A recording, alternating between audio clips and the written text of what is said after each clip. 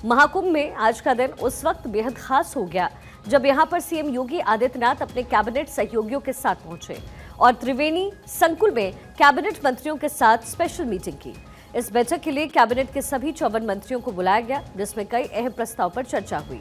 बैठक के बाद सीएम योगी ने बताया कि देश के विकास से जुड़े नीतिगत मुद्दों पर भी चर्चा हुई है। प्रयागराज से जुड़े बिहार विकास के मुद्दों पर चर्चा हुई। उत्तर प्रदेश के एरोस्पेस और डिफेंस से संबंधित जो पॉलिसीज हैं उसे नए ढंग से लागू करने पर भी चर्चाएं हुई हैं। सीएम ने यह भी कहा कि जो निवेश प्रदेश में हुआ है और कुछ नए निवेश के प्रस्ताव उत्तर प्रदेश में आए हैं, उन्हें लेटर जारी हो रहे हैं। मिर्जापुर में 10,000 करोड़ का निवेश, युवाओं को स्मार्टफोन और टैबलेट देने और नए मेडिकल कॉलेज के निर्माण को मंजूरी दी गई।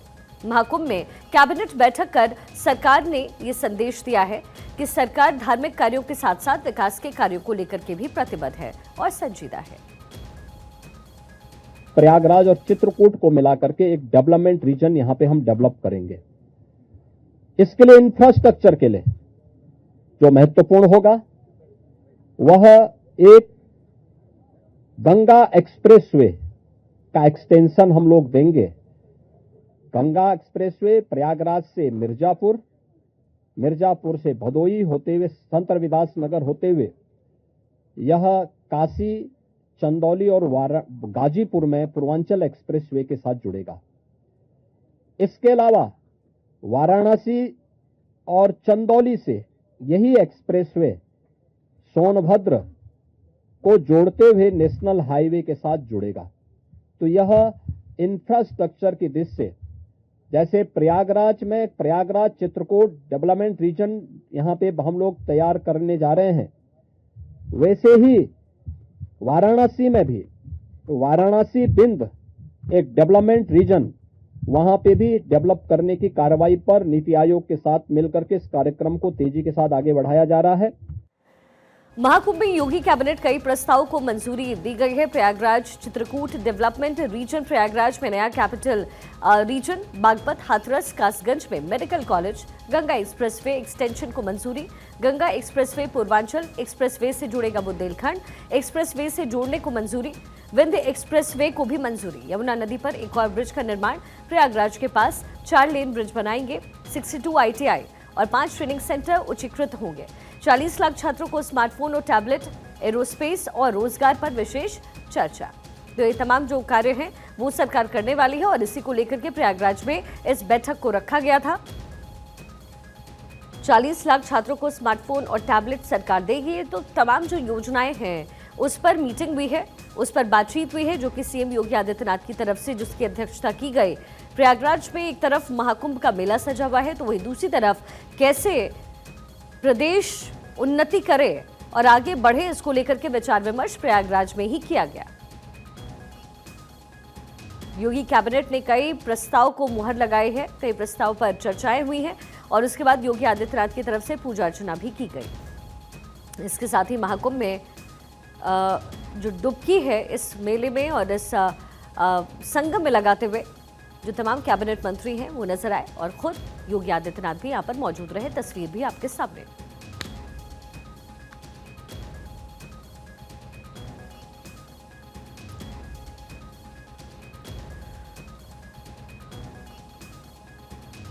प्रयागराज में इसके साथ ही शानदार यमुना ब्रिज का ऐलान हुआ है। 40 लाख छात्रों को स्मार्टफोन और टैबलेट सरकार की तरफ से दिया जाएगा। महाकुंभ में योगी सरकार और सनातन की किस तरीके से जय जयकार हो रही है, इसी बीच उत्तर प्रदेश का डेवलपमेंट कैसे हो, इसको लेकर के भी खासा फोकस योगी आदित्यनाथ का हमेशा से रहा है। और प्रयागराज जहां इस समय तीर्थ चल रहा है, उस जगह को योगी कैबिनेट की तरफ से चुना गया और यहाँ पर तमाम प्रस्ताव पर मुहर लगी है, तमाम प्रस्ताव पर चर्चाएं हुई है, जिसका जिक्र खुद योगी आदित्यनाथ की तरफ से भी किया गया। प्रयागराज में इस समय योगी आदित्यनाथ अपने कैबिनेट के मंत्रियों के साथ मौजूद हैं और यहां संगम में डुबकी भी तमाम कैबिनेट मंत्रियों ने लगाई और खुद योगी आदित्यनाथ भी वहां पर मौजूद रहे। कुछ बड़े ऐलान हैं जो सरकार द्वारा किए गए हैं। उत्तर प्रदेश सरकार ने बड़े ऐलान किए हैं प्रयागराज से ही। योगी सरकार की पूरी कैबिनेट यहां पर बैठी थी, यहां पर चर्चाएं हुई हैं और चर्चाओं के साथ कई प्रस्ताव पर मुहर लगी और इसका ऐलान भी योगी आदित्यनाथ की तरफ से कर दिया गया है।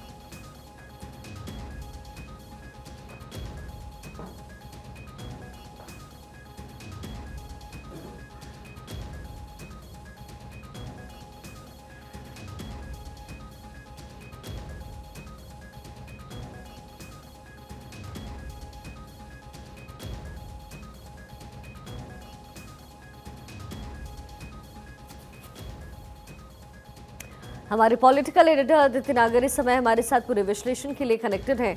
आदित्य, योगी आदित्यनाथ की तरफ से कई बड़े ऐलान किए गए हैं 2027 पर। क्या उत्तर प्रदेश सरकार की इस समय नजर? कोई राज्य अपनी छवि जिसे कहें कैसे बदलता है, वो एक बहुत बड़ा उदाहरण आज उत्तर प्रदेश है। शिखा, अगर मैं आप ही से पूछूं कि आज से 5 या 10 साल पहले आप उत्तर प्रदेश के बारे में क्या सोचती थी, या कभी उत्तर प्रदेश जाना होता था तो आपके दिमाग में क्या बात आती थी, और अगर मैं आज आपसे कहूं तो आज आप उत्तर प्रदेश के बारे में क्या सोचते? और उत्तर प्रदेश को हमेशा एक राजनीतिक, क्योंकि उत्तर प्रदेश, दिल्ली का रास्ता उत्तर प्रदेश से होकर निकलता है, तो जाहिर तौर पे राजनीतिक या जाति समीकरण के लिहाज से या बड़े राज्य के लिहाज से उसको देखा जाता था। लेकिन आज उत्तर प्रदेश को अलग लिहाज से देखा जाता है। सबसे पहले उसमें आता है लॉ एंड ऑर्डर पर काबू।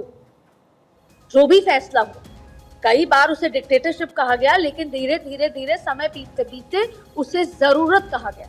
उसे, जिस महिला सशक्तिकरण की बात करते हैं उसमें सुरक्षा सबसे महत्वपूर्ण बात। और अब आज देखिए, जब मैं कल दिल्ली पहुंची थी, दिल्ली में अलग अलग इलाकों में जब चुनाव प्रचार चल रहे हैं उस समय वहां पहुंचे, तो बात भले ही दिल्ली की हो रही थी, लेकिन वहां योगी आदित्यनाथ को याद किया जा रहा था। वहां ये याद किया जा रहा था क्योंकि उत्तरांचली लोग वहां पर थे, उत्तर प्रदेश के लोग यहाँ पर रह रहे हैं। उन्होंने ये कहा कि हमें ऐसा नेता चाहिए जो उत्तर प्रदेश के तरीके से देश की राजधानी दिल्ली की सूरत बदल दे। ये कल तक की बात थी, अब मैं आज आऊंगी। अब आज देखिए, जो आप तस्वीरें दिखा रही हैं, चेहरे पर मुस्कुराहट। योगी आदित्यनाथ और उनके जितने भी कैबिनेट के साथी थे साथ में संगम में डुबकी लगाई। डुबकी लगाने से पहले उन्होंने कैबिनेट की बैठक की, और कैबिनेट की बैठक के बाद उन्होंने बड़े अनाउंसमेंट करे। ये तस्वीरें कितनी रोचक हैं।